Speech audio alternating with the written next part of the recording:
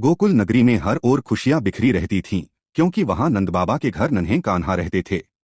श्री कृष्ण का बचपन गायों और बछड़ों के बीच ही बीता। वे सुबह होते ही अपनी बांसुरी उठाकर ग्वालबालों संग गाय चराने निकल जाते।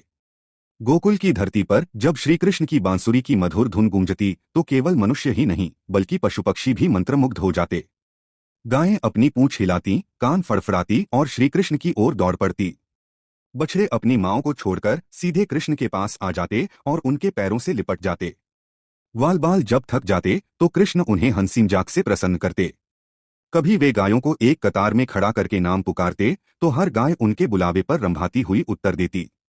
हर गाय का वे नाम जानते थे और हर गाय से मानो उनका आत्मीय रिश्ता था। एक बार की बात है, गोकुल की कुछ गायें जंगल में भटक गईं। ग्वालबाल बहुत घबरा गए, पर कृष्ण ने मुस्कुराकर कहा, डरो मत मित्रों, हमारी गाय हमें ढूंढते ही मिलेंगी। उन्होंने अपनी बांसुरी बजाई।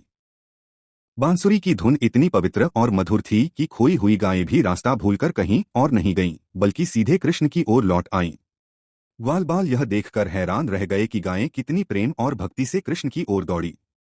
धीरे धीरे यह बात पूरे गोकुल में फैल गई कि कृष्ण केवल गाय चराने वाले नहीं बल्कि गोपाल हैं, गायों के रखवाले। उनके स्पर्श से गायों का दूध दुगुना हो जाता और उनके स्नेह से गायें कभी बीमार नहीं पड़ती। यशोदा मैया जब यह सब देखती तो उनकी आंखें भर आतीं। वे सोचतीं, मेरा लाल केवल मेरा नहीं है, वह तो सबका है।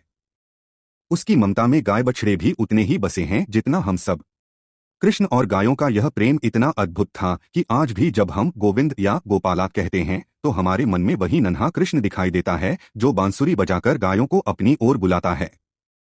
इस प्रकार श्री कृष्ण और गायों का यह अद्वितीय संबंध हमें सिखाता है कि सच्चा प्रेम केवल मनुष्यों से ही नहीं बल्कि हर जीव से करना चाहिए।